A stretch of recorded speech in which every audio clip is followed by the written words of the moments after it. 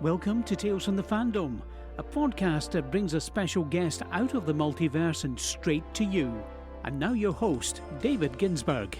Hey everybody, welcome to Tales from the Fandom podcast. This is David, and I'm just here to give you guys a little bit of information before we get into Victoria's podcast episode. I wanted to turn you on to two different podcasts today. One I've mentioned a few times before, and that is Zeng This, Zengthis. It's definitely something you guys should definitely check out, especially their Star Wars episode, or some of their more recent episodes that have come out. It's with Zenger and Ellie, and they are a duo who just really talk about a lot of stuff that's going on in the pop culture world, DC Extended Universe, Marvel, TV shows, comics, even new movies, old movies. They really cover a lot of the great stuff, and I think you guys would really enjoy them. If you like this podcast, you guys would definitely like Zeng This. Another podcast that has come out recently that caught my attention is a Dungeons & Dragons podcast. It's an actual play podcast. It is called You Meet in a Tavern. It's done by four 20-somethings. They have dull day jobs just like pretty much everyone that I know. And they get together to do their first ever D&D 5th edition campaign. You can check them out. They're called You Meet in a Tavern.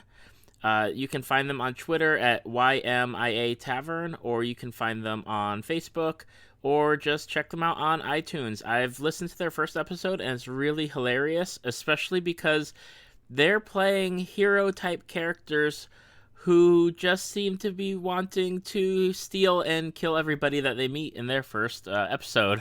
So that was kind of funny because it relates back to some of my first gaming sessions as well. So definitely give them a try. I'll be listening to their episodes as we go forward, and I'll be letting you guys know what I think about it. For Victoria's episode, we recorded this right at the tail end of October. I tried to get some interviews out of the way and have them ready for editing and getting them out there. And some of the stuff that we talked about is a little bit dated now. We were talking about the Fantastic Beasts movie. It had not yet come out yet. It had not come out. So some of the stuff that we're discussing about the Fantastic Beasts movie, I apologize, it is a little bit old. But I know that I really enjoyed the movie. I'm looking forward to seeing where they go with the next 4 movies. And I just have to say, Kowalski is life. Another topic that we talked about, Wonder Woman movie. And we totally got the release date wrong. We thought it was coming out right about now, and it's actually coming out in June. So be on the lookout for that movie. And everyone, enjoy Victoria's episode, and be sure to like us on Facebook, Tales from the Fandom. Share the podcast episodes.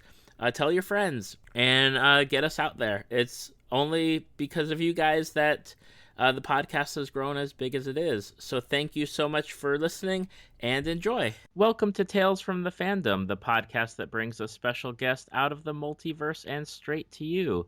Today's guest is Victoria Avalor. She's a cosplayer, charity worker, blogger, and professional princess from the Philadelphia area.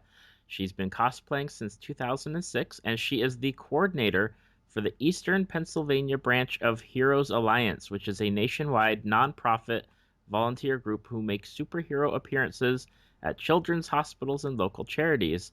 She's the author of the Confessions of a Cosplay Girl blog, which features toy and product reviews, opinion pieces, interviews, and a costume gallery. She owns her own birthday party business and performs at children's parties as a fairy tale princess. Welcome to Tales from the Fandom, Victoria. Thank you so much for having me. Oh, it's great to have you. So, Tales from the Fandom, what is fandom for you? How would you describe it? Fandom, for me, is something that you're really passionate about, something that you love, and you go to great lengths to express how much you love whatever subject you are into. Okay, and what fandoms are you into? There's so many. I'm into DC Comics and Harry Potter, and I don't know if doll collecting is considered a fandom. Maybe, I'm not sure, but But and Disney. I'm not sure if I mentioned Disney. That's something else that I'm O- really into. Okay. Well, let's leap right in to DC Comics. I am a self-proclaimed Marvel fanboy. Okay. Uh, I only know DC Comics through their movies or TV shows or like the animated series that have been on TV. So, what realm of DC Comics are you? Are you a comics person? Are you TV show and movies? It actually started out with movies when I was younger. In I think it was the late '80s when the first Tim Burton Batman movie came out, Mm-hmm. and I couldn't see it. I think I was like 9 years old at the time, and there was a lot of controversy surrounding that film because it was so different from the Adam West version.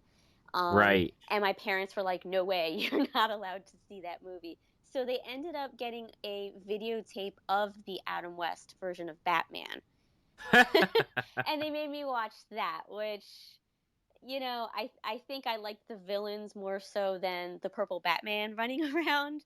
Right. But so so they had me watch that, but I also grew up watching reruns of the Linda Carter Wonder Woman series. So that Okay. was something that I was really into.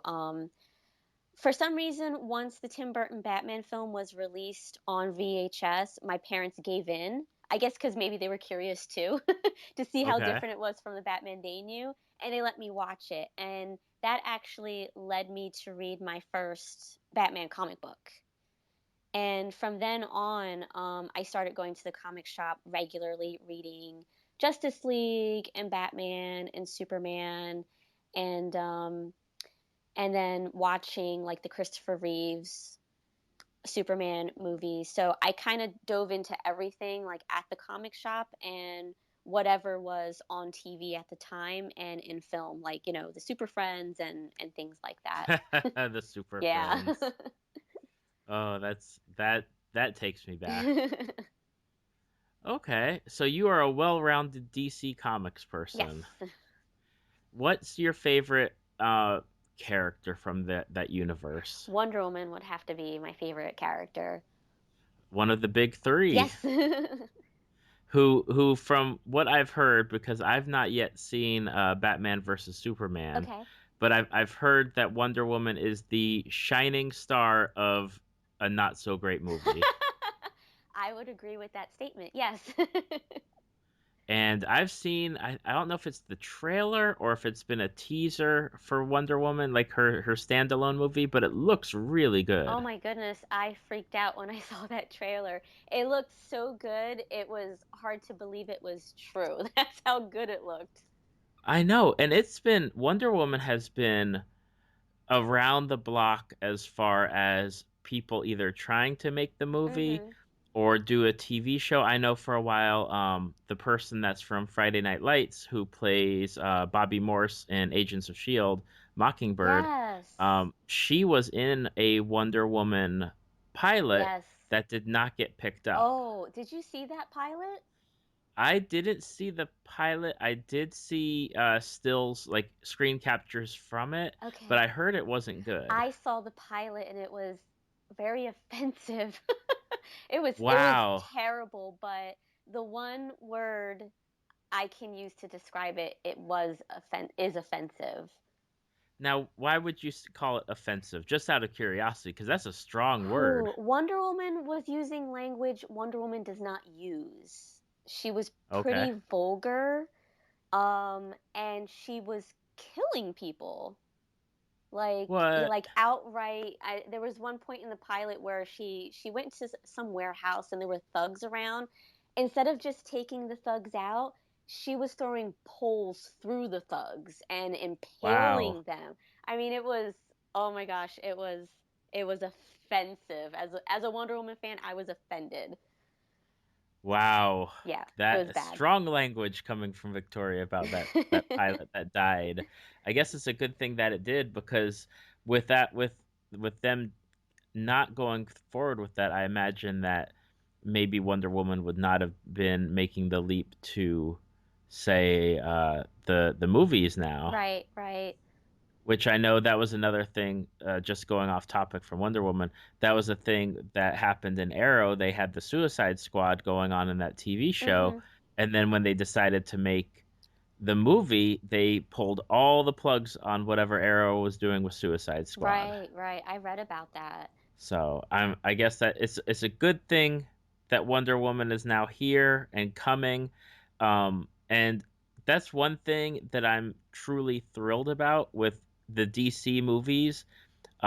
Again, not a DC fan. I did watch like the Christopher Nolan Batman Hmm. series. I didn't watch the new Superman because from what I've heard, he's not really the Superman that everyone knows and loves I as far as agree. his Yeah, actions. I agree. But they're getting it right by doing a Wonder Woman movie. And if it turns out as good as the trailer looks for it, then there's hope. Because that's the one thing that I know a lot of people on the Marvel side are very disappointed and upset about is that there's not been, say, like a Black Widow movie at this I point. still can't believe there hasn't been a Black Widow movie yet. But yeah, everything for Wonder Woman on the big screen so far looks amazing. And I'm so excited because I'm actually going to Rhode Island Comic Con in a few weeks to meet Gal Gadot. And Oh, I'm like about to burst out of my skin. I'm so excited. that's awesome. Yeah. So, what is it about Wonder Woman? What draws you to her as one of your favorite characters in that universe? I think first and foremost, when I saw her on television for the first time, and this might sound silly, but I felt like I kind of related to her because she had dark hair. Mm-hmm. Especially growing up in the 80s, everything was the standard of beauty was blonde hair and blue eyes. You had Right. Farrah Fawcett, you had Heather Locklear, you had Christy Brinkley, and then you had characters like Barbie and She-Ra and Rainbow Bright. Everything was just blonde hair. Right. And that was the and if you didn't have blonde hair, apparently you were not considered beautiful. So seeing somebody like Linda Carter was like, oh, she has dark hair like me and my mom and like the women in my family. I felt that connection there. But also, she was the first character that I saw live action that wasn't like a cartoon like She-Ra that Mm-hmm. didn't need saving. She Right. had a job, and she was really good at her job too, but she also was a superhero, and she was rescuing the men and she was beating up the bad guys, and she was completely independent, and she's a princess from this island, and it's all about sisterhood, and she's such an ambassador of peace and compassion, and she only fights when she has to. Mm-hmm. So that really spoke to me even as a child. Okay. Uh, so we've got Wonder Woman. Is Wonder Woman still? And I hate to ask, but is she still one of the main characters in the DC universe at this point? I mean, you always have Batman and Superman going on as Hmm. far as being those leads in the comics and the Justice League and on the TV shows, but sometimes it feels like Wonder Woman gets lost in the shuffles. Right. I think right now she is the good thing about Marvel's cinematic universe, and Marvel's done an amazing job. I mean, it's groundbreaking what they have done to dish Hmm. out all of these films that are connected and they're such high quality. It really put the pressure on DC to get their act together and kind of somewhat follow the same formula, put out new movies, but also focused on other heroes, not just Batman and Superman, which, I mean, they've Hmm. been beaten to death all of these years. That like DC has so many great characters, but they constantly played it safe by just putting Batman and Superman out there repeatedly in movies and cartoons and everything like that. So I think with the pressure with Marvel and how Marvel's able to make so many of their even lesser known characters like Ant-Man into successful movies, I think it really put the pressure on DC, and now they're focused like on Wonder Woman and bringing other characters to the big screen. And Wonder Woman's movie comes out next year. Yes, I believe it's March. That will be a nice spring arrival if that is the release date Yes, for it, I can't because wait. you love Wonder Woman ever since Linda Carter days. Is she a comic that you collect still, or uh do you just experience it through the upcoming movie or the cartoon shows? Because Wonder Woman has been a part of the DC animated series that have been running on and off Right. for a while. I watched Justice League and Justice League Unlimited, which is, she was a main character on that show. I tried reading the Wonder Woman books when DC Comics did the New 52 relaunch, Hmm. and I didn't care for them, like, at all. So I kind of actually stopped reading comics because of the New 52. Now they've rebooted again, and now they have Rebirth. But comics, they're pretty expensive, and I just told myself, you know what, I'm gonna wait for the trades, for the Wonder Right. Woman Rebirth trades, and then buy it, and that way I can just sit there and read everything in a complete story and not have to wait to buy the next issue. So Absolutely. right now, I do still collect Wonder Woman toys, and I'm eagerly awaiting for the movie to come out. Now, they had that new toy line come out, the DC superhero girls, right? Yes, I'm a big fan of Is that. is Wonder Woman one of the characters in that She group? is, yes. Okay. That's what I thought. I can think of like that Batgirl. I can definitely had seen the Batgirl one. I don't think I've seen any Wonder Woman out there, but maybe they're all sold out. Oh, they could be. I actually have two Wonder Woman dolls from that line. Do you like that they've geared or have gone in that direction as far as like doing the DC superhero girls line? I absolutely love it. I think it's really great that they're targeting kids with these heroes, and the Hmm. whole focus is to get the female heroes out there on their own.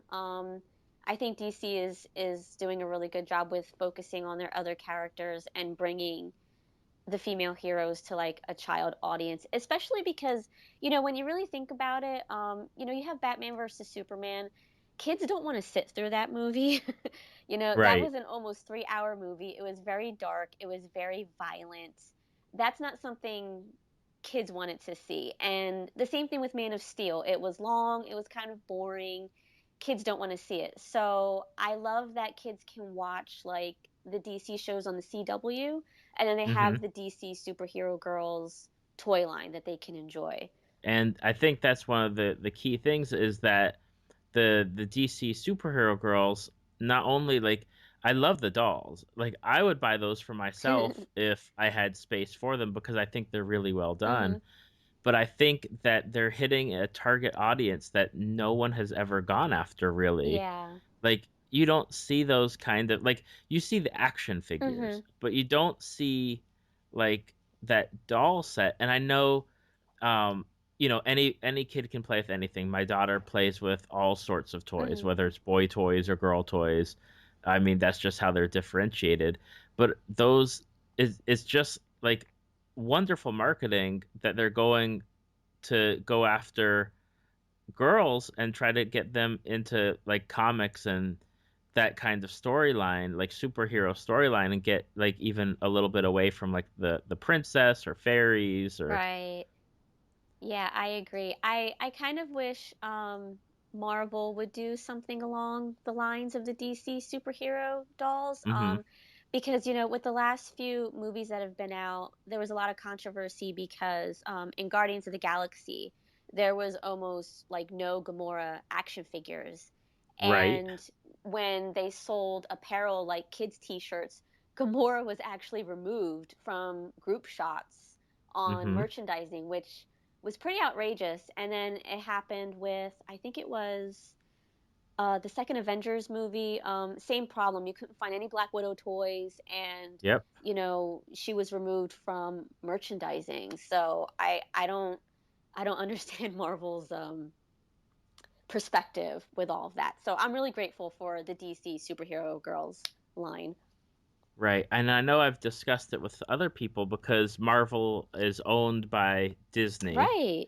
and Disney owns Star Wars. Yes. And I think I had this discussion with one of my previous podcast guests, Barbie. We were talking about it because in when Avengers 2 came out, they were selling certain like action figure sets or Lego sets. Hmm. And instead of having the Black Widow character, they replaced her entirely with a character that was not even I involved. know. It was Captain America. Yeah. Yeah, it's like the Captain America like plane thing. Hmm. And then with Marvel being owned or Marvel and Star Wars being owned by Disney, there's the whole like where's Rey? Yeah. Because Rey was left out of marketing for a long time. Right. Right. And it just blows my mind that people are going to buy the figures. Hmm. If you're already going into a movie, especially like the Avengers or with like Superman versus Batman, and you're going to have the Justice League eventually. Hmm. You're going in already having like one female character. Like with the Avengers, it's Black Widow and now Scarlet Witch. Right. With Justice League, all it is Wonder Woman. Hmm. Like you better have that representation out there. Yeah, I agree. And I can't even make the joke that they should just leave off Aquaman because Jason Momoa looks awesome as Aquaman now. He does. He's making Aquaman cool. He's making Aquaman cool again. Although I don't know if Aquaman was ever cool because I don't read DC and that's always the running joke is, Aquaman is like the worst Justice League person. He had moments where he was cool. Grant Morrison kind of made him cool with the hook hand and the beard and the long hair. So Okay, yeah. that was a cool run for him. Yeah, the Aquaman I know is like the orange shirt and green tights and he rides on a seahorse or I remember those days. so besides DC Comics, which, power to that side of the verse, and I'm slowly learning about it. I mean, I learned about it through the shows that I watch, and I love Arrow and Flash and Supergirl, Cool. so I'm enjoying those. But another fandom that you're into is Harry Potter. I am. I love Harry Potter. Now, the prerequisite question I ask all of my guests because everyone wants to know, what house are you? Oh, I'm in Gryffindor. Okay. And why are you a Well, Gryffindor? that's where I was sorted Okay. when I took the quiz on Pottermore.com. Okay. So you are sorted officially as a Gryffindor. Yes. Awesome. And what are you a book Harry Potter fan, a movie Harry Potter fan? Are you both? I am both, but I do prefer the books over the movies. Okay. And what book is your favorite? Oh gosh, I'm gonna have to say Goblet of Fire is my favorite book. It was really exciting with the Triwizard Tournament and Mhm. not really knowing where all of that was going. But there was a lot of revelations in that book. The two that really stand out for me was we learned which curse it was that killed Harry's parents, Mhm. and that was the book where Voldemort like officially came back. Right. He wasn't on the fringes anymore. He was like back in power. Yes, and that whole chapter where he's resurrected in the cemetery and all of his Death Eaters come back, that was like one of the scariest chapters in a book I ever read. I was like freaking out as I was reading it. Who is your favorite character? Hmm. It's that's hard. I as much as I love Harry, I'm probably gonna have to say Hermione Granger is my favorite character because I wish I could be more like her in terms of, she's so responsible and she really has her priorities straight, even from an incredibly young age.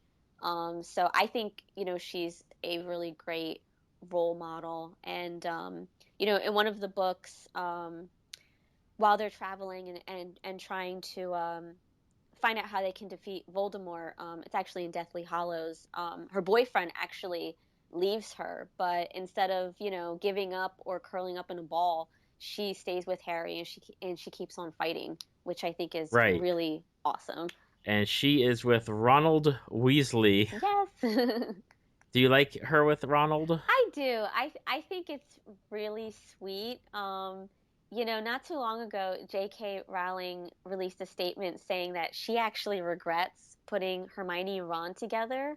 Yes, I saw that Yeah. she was thinking that it should have been Hermione and Harry at one No, point. I am not okay with that. I like her with Ron. They balance each other out, and they're just so sweet together. So I'm glad she went that route and not Harry and Hermione. And that was a big thing when the books were still coming out, was there was that big, like, I know it was like a big fandom separation. There was like the Harry Hermione shippers and the Hmm. Hermione and Ron shippers, and man, it was crazy at some points. It really was, but I'm happy how it turned out. Definitely. Now, did you read the Cursed Child? I haven't read it yet, and I'll tell you why.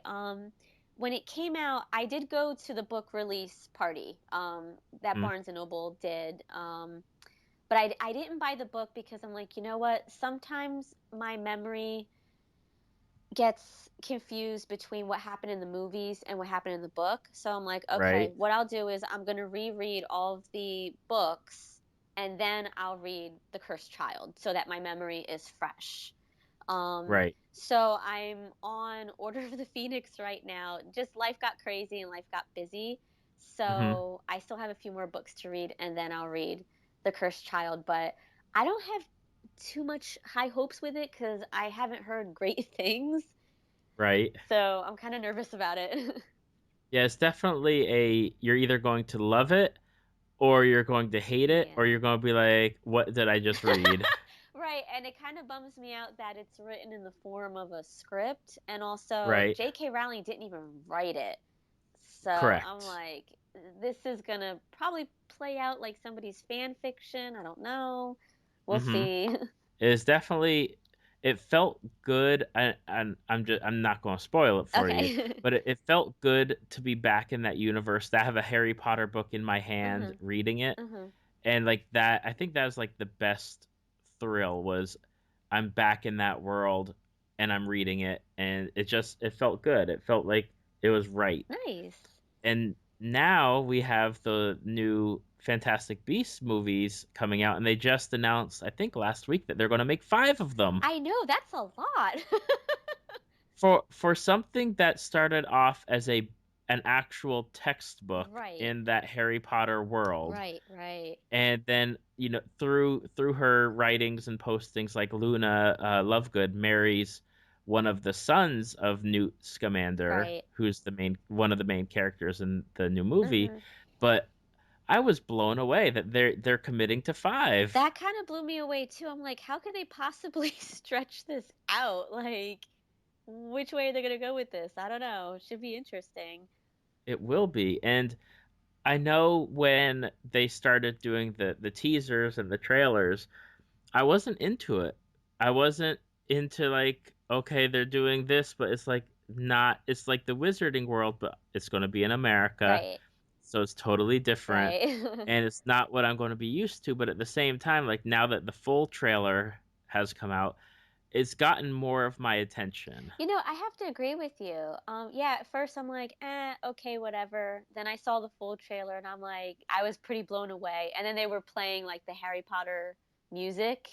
And then Hmm. I was like, okay, I'm sold. Absolutely. I took my kids to they had a field trip downtown, and they had is like this orchestra, so they could learn about the orchestra and listen to music. Okay. And one of the pieces of music that they did was a Harry Potter medley. And I was like, this takes me back. Like, Yeah, that is so cool. and it's one of the things, like, even the kids in the audience knew, they're like, Harry Potter, that's Harry Potter. And like, these are like 6 and 7 year old kids. Wow. So their experience with Harry Potter is usually through the movies or like video games, like Okay. Lego Harry Potter. Yeah. Oh, But that's so great. Speaking of Harry Potter, I went to the Harry Potter Festival in Chestnut Hill last weekend.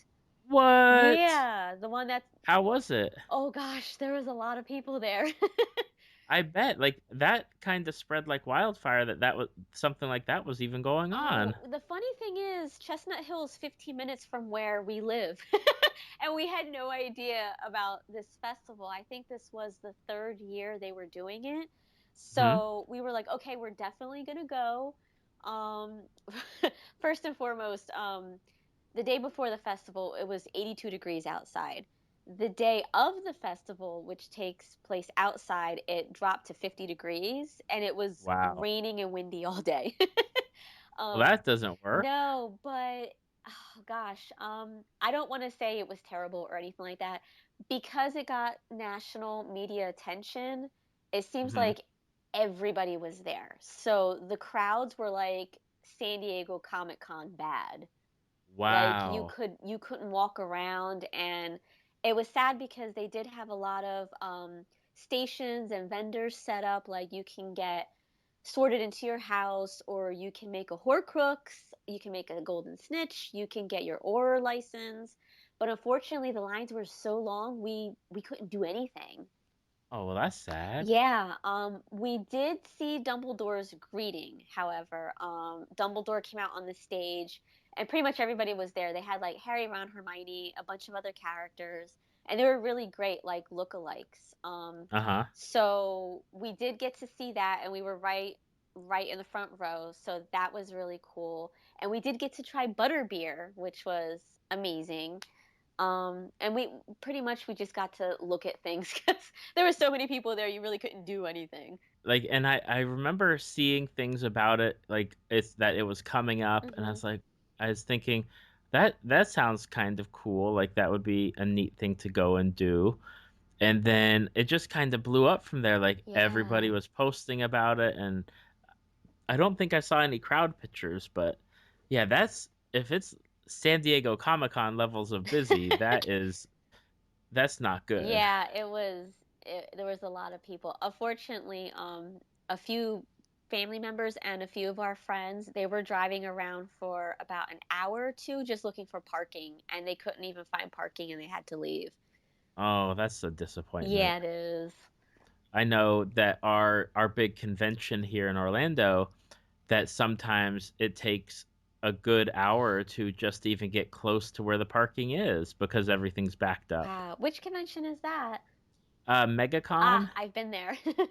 Yeah, it's crazy. Like Yeah. I had an Uber driver bring me and then pick me back up to take me home because I wasn't going to deal with parking. That's actually really smart. It's what I'm here for, the That's a smarts. good idea. That's a good convention tip. Just call Uber. That's right. And get there early. Yes, yes. So like I got there before the doors opened so that way I could just actually be there and be ready.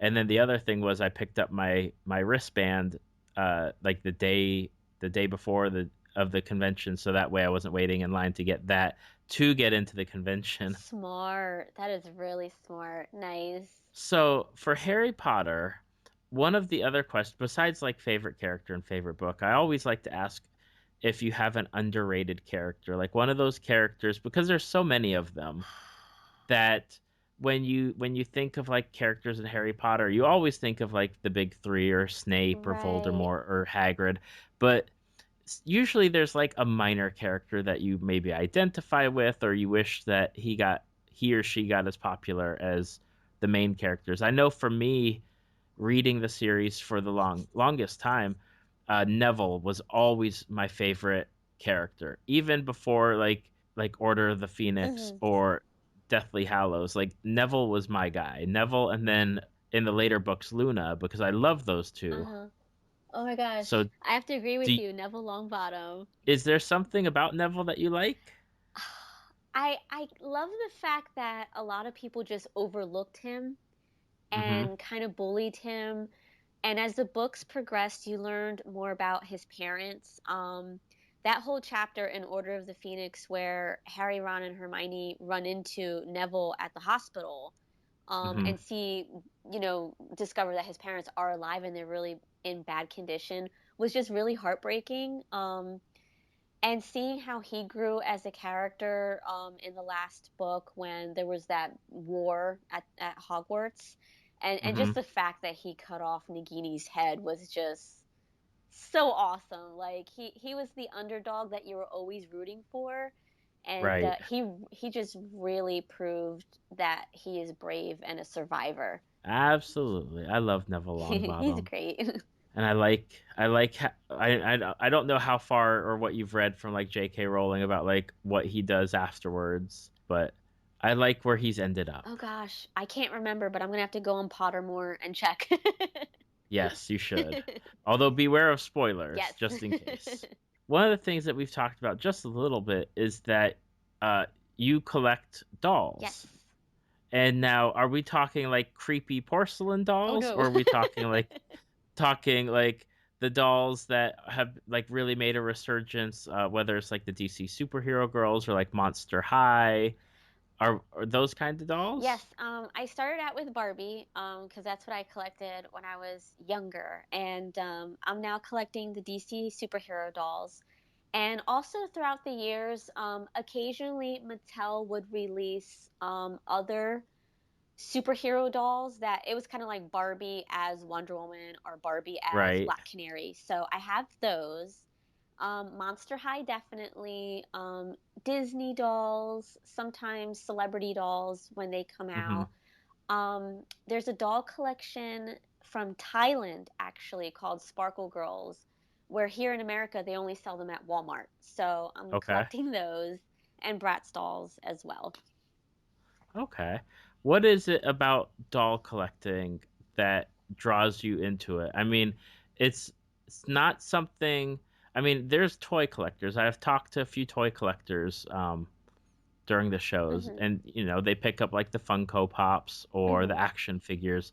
But what is it about the dolls? Because I mean, that's a whole like almost like its own subsection or section of like toys. Right. I just find a lot of beauty in them, and all the dolls have different themes. Like, Barbie can be pretty normal, but then you could get something like Monster High, which I just think the whole concept is cool that they're the kids of the classic movie monsters.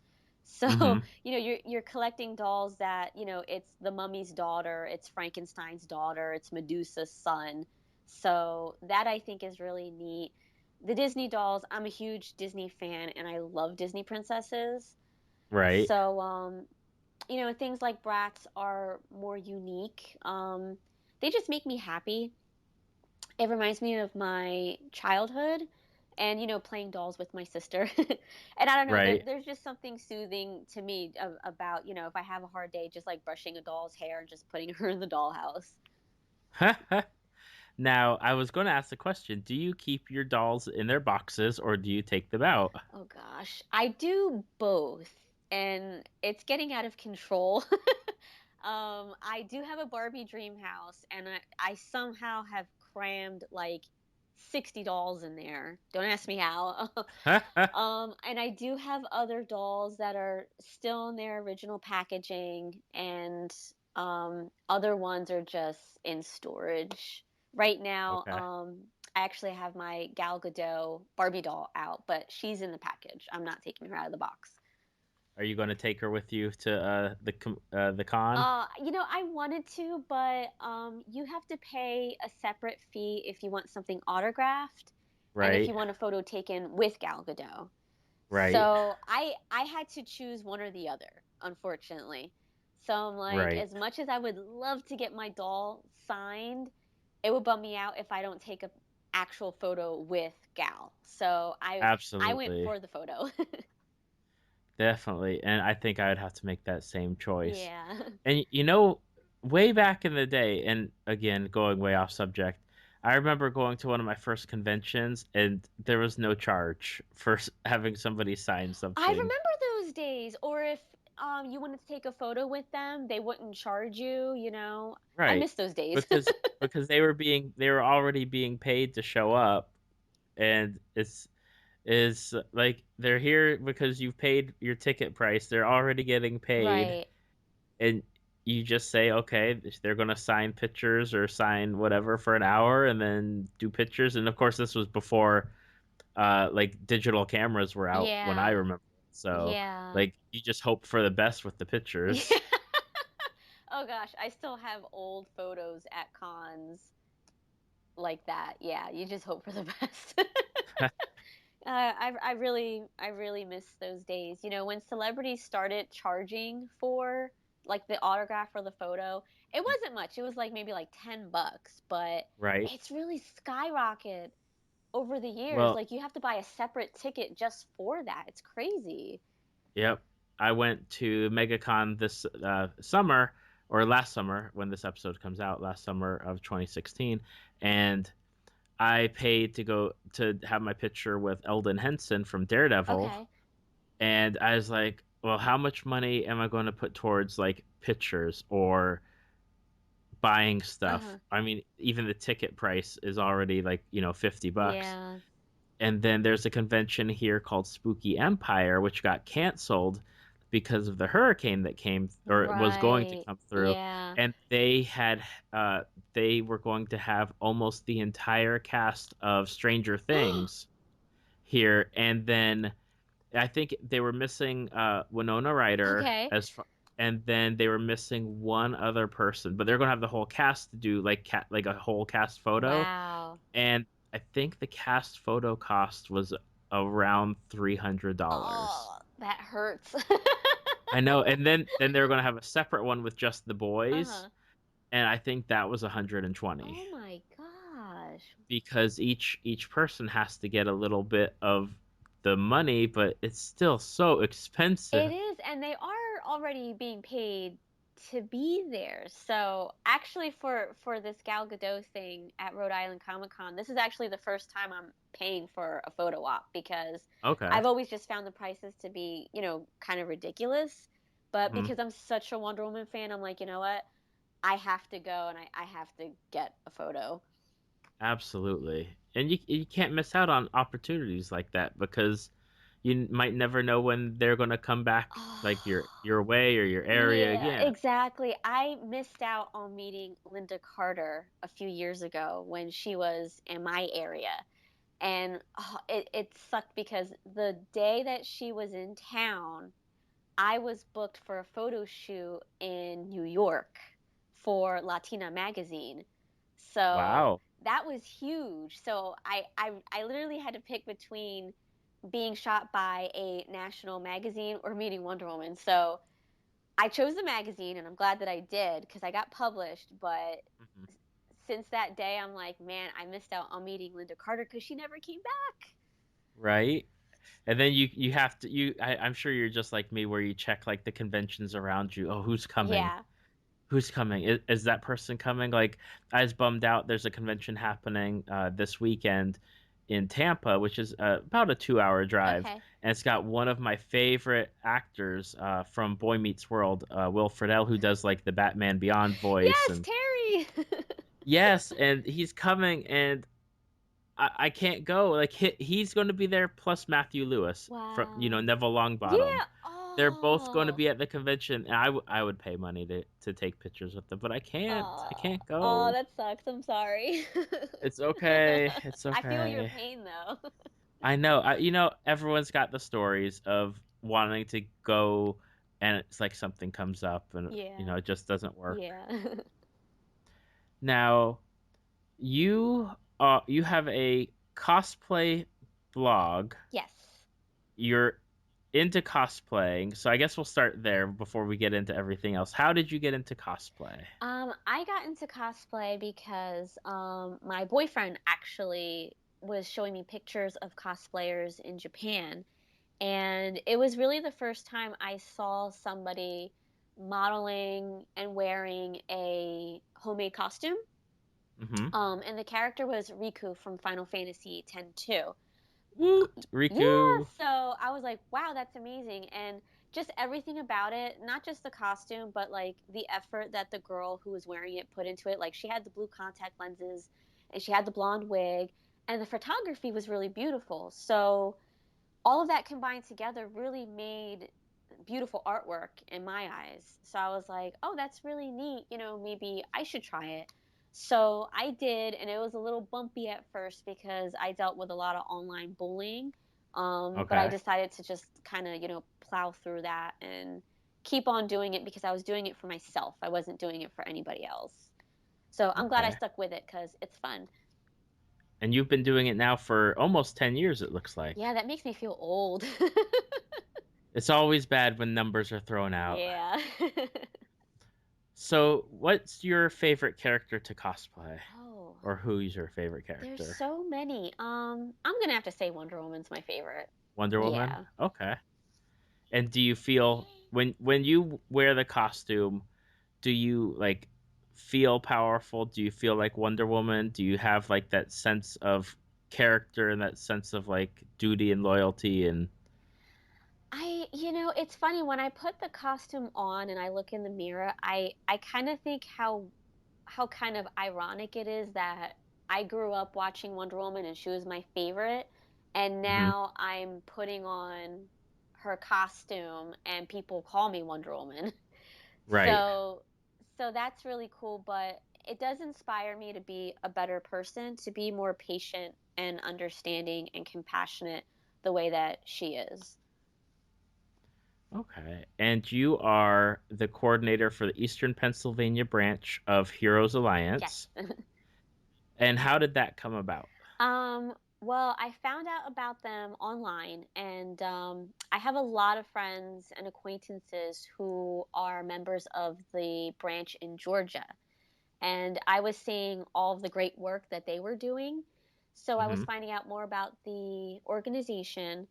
And when I found out more about it, I was like, this is really great because I'm somebody who spent a lot of time in a hospital, Mhm. and I know what it's like for your life to change so suddenly. And I also understand, the loneliness that you feel, the helplessness, the anger and the depression that can set in.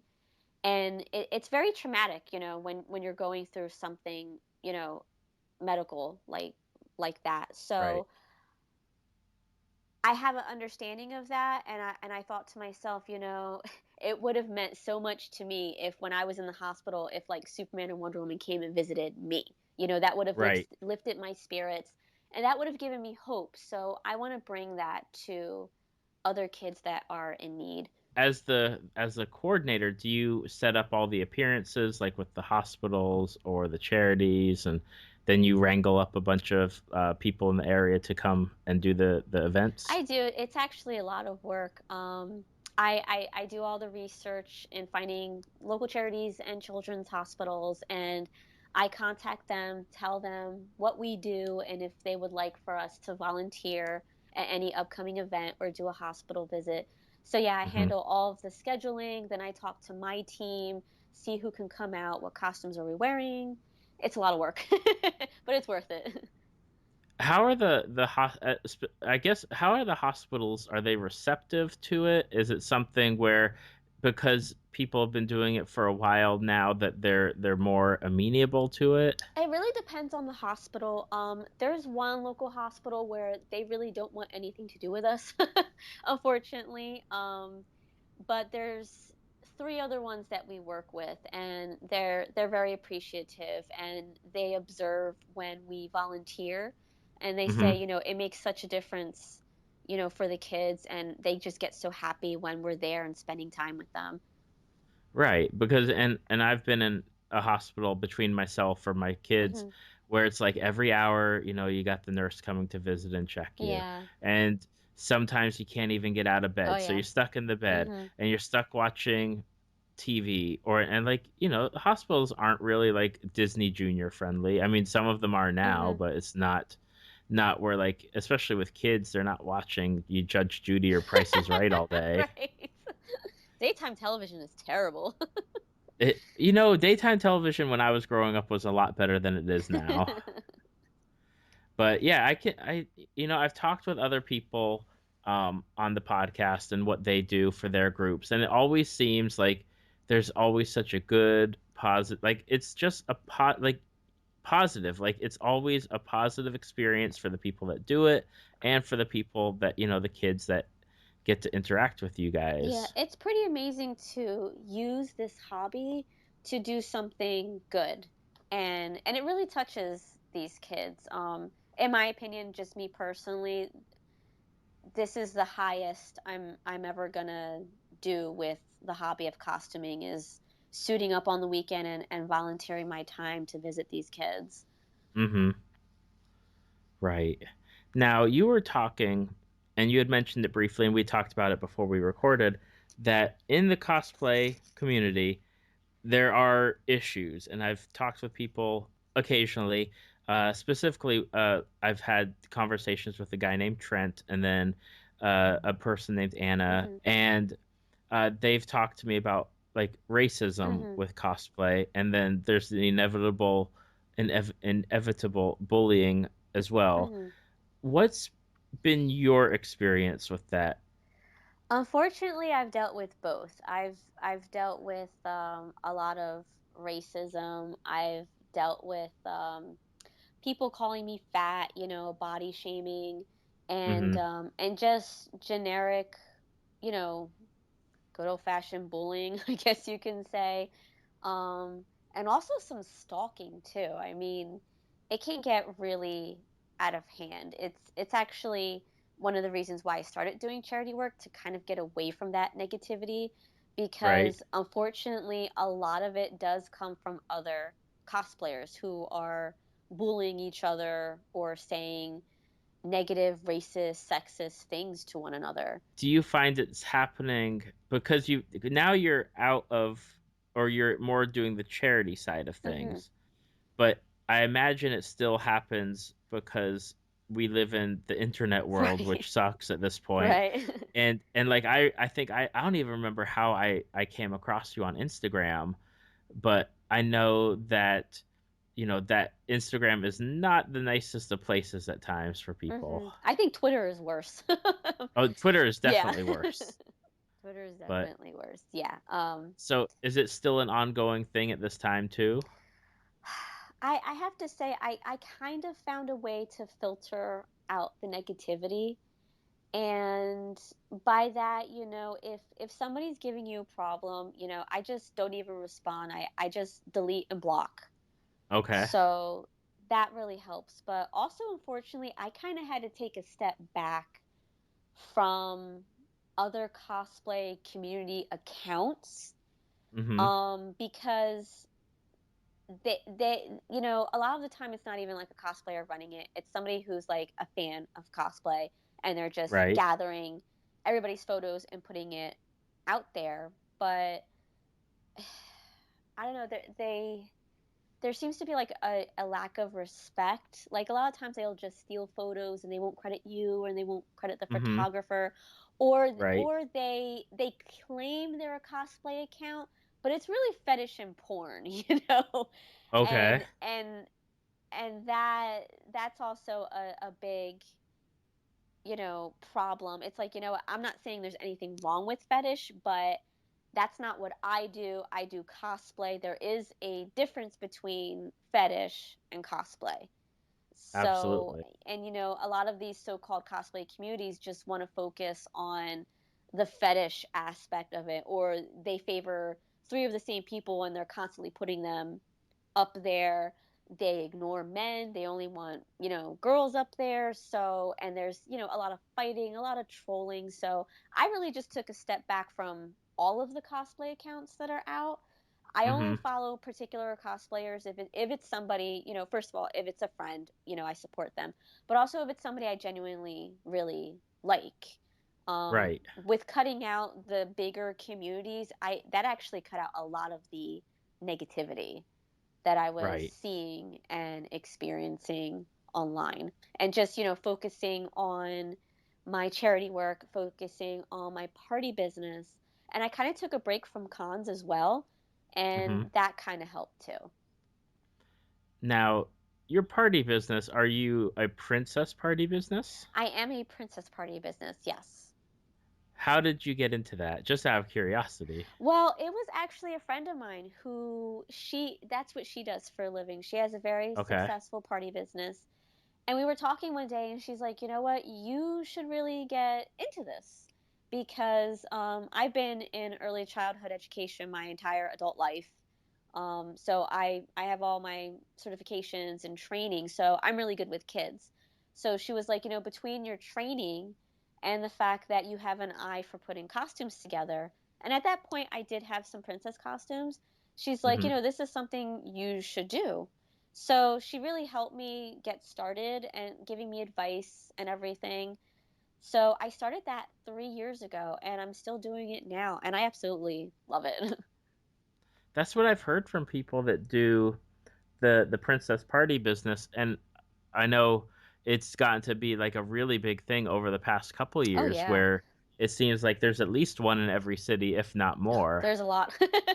But that it's just really popular and everyone wants to have, a princess come to their birthday party or whatever they request the princess for. Right, yeah. So the princess party business, is it in your area, is it competitive? Are you the only one? There's a Um, lot. It's like you said, it's become really popular the past few years. So mhm. there are several. I live in a very small town, and somebody around here is doing princess parties as well. So Okay. it is pretty competitive. Hopefully there's no rumbles in the jungle like between you and this other company. There's some people who have caused drama, but again, I cut those people out and I focus on me and my business. That's right. And the And the kids. kids, yeah, that's why I'm doing it. I mean, to see these kids' faces light up when they see a princess come to their house for their birthday, it's Mhm. pretty awesome. And in many cases, it's actually a surprise. Like the kids don't even Right. know I'm there. So when they see Elsa walk in, they're like, "Oh my gosh." And it's great. What's the out of curiosity, what's the target age that a princess party works best for? Because I'm sure there's a certain age. Like my kids are 8 and 7, Okay. and they're like the 8-year-old is like, I don't really think because we live here in Orlando and we go to Disney, Mhm. I don't really think that's really Elsa. And we try to play it off or whatever, Right. but there's like that certain age. Is it more like 4 and 5 years old where it's that like that age is that sweet spot, or a little bit older? I definitely think 4, 5, 6, and 7 are really great ages. 8 is kind of stretching it because that's when they start kind of doubting Mm-hmm. you and doubting if you're real. I've done parties for 1-year-olds and 2-year-olds, and with toddlers, they kind of don't know what's going on. Right. So I'm always kind of like, really, your kid's only turning 1 or 2, and you want a princess? Like they're not gonna be very responsive or anything. I actually have a Mm, party tomorrow as Elsa for a 2-year-old, so I don't know how that's gonna go. Hopefully, there'll be older kids there. right. But I feel like 8 is the tricky age, and anything past that, the kids just they're going to question your existence. They've done that. Are you real? Is your hair real? Can I feel it? Well, if you're real, why aren't you doing your ice powers? Like you get interrogated. You really do. It's so funny because my second party, which was hilarious because for some reason the mom kept offering me alcohol. Don't know why. I think she wanted to get Belle drunk. I'm not sure, but the mom kept slipping up, and she wasn't calling me Belle. She kept calling me Victoria in front of the kids, which Okay. is not good because I'm trying to stay in character, and I always tell the parents, please call me whatever princess I'm dressed as. Right. And one of the kids overheard her, and she sits down in front of me, and I mean her face was stone cold, and she's like, "What's your name?" And I told her, "Oh, my name is Belle." She leans over and she whispers, she's like, "I know you're lying. What's your real name?" Like she was just not buying it, and I was like, "No, my name really is Belle." But kids are funny. They say the darndest things. Of course, of course. And you also, you have a blog. It's called Confessions of a Cosplay Girl. Yes. And what is your blog about? What do you do on your blog? I tackle a variety of different topics, everything from opinion pieces to what's going on in the comic book world right now, to advanced movie reviews, costume galleries, and toy reviews. Okay. And for people that are listening to the podcast, where can they find this blog or find you on the social media sites? My blog is victoriacosplay.blogspot.com. And you can find me on Facebook. It's facebook.com/Victoria Avalor. And Instagram and Twitter is Victoria_Avalor. Okay. Now, before we wrap this up, I had a quick question, and I just got to throw it out there. And everyone knows when they listen that I send out a questionnaire to find out like different fandoms that people are into, and one of the ones that you wrote down was Catfish, Yes, the MTV show. the MTV show Catfish. Now, I just got to ask, like, when you watch that, like, what are you hoping for when you watch that? Are you hoping for the crazy? I'm always thinking it's almost never the person they think they're talking to. Right. Um, but on that show, you never know. Sometimes it is the person, sometimes it isn't. Sometimes it's their best friend, sometimes it's Mhm. their husband. Like I I never know what to expect. I just find it entertaining as hell. I don't know why. I think I like the investigation part of it, the fact that, they try to research the person that they're talking to, in terms Right. of email addresses, phone numbers, anything that they can find. And I also think it's interesting because years ago, back when MySpace was popular, Mhm. somebody stole my pictures and was trying to catfish people with As you. as me, yeah, and they had an Xbox account and everything. So sometimes I want to know like why people do it, which Right. sometimes, you feel sorry for them and other times they're just a jerk. So I just find the show fascinating. It is fascinating, and I like Neve. Yes, Neve and Max, I love them both so much. I think everyone loves them. Yeah, they're great. So yeah, that's a guilty pleasure of mine. I'm obsessed with that show. Guilty pleasures is okay. Yeah. Well, Victoria, thank you so much for taking the time out of your schedule to record this episode with me. It has been wonderful. Thank you. This was fun. Thank you for having I me. I'm glad to have had you. Thank you so much. Thank you. Thank you for listening to Tales from the Fandom. Subscribe to us on iTunes or your podcast app of choice. Follow us on Facebook at www.facebook.com/Tales from the Fandom to see photos, links, leave feedback, and check out upcoming guests. If you'd like to be a guest, email David at talesfromthefandom@gmail.com.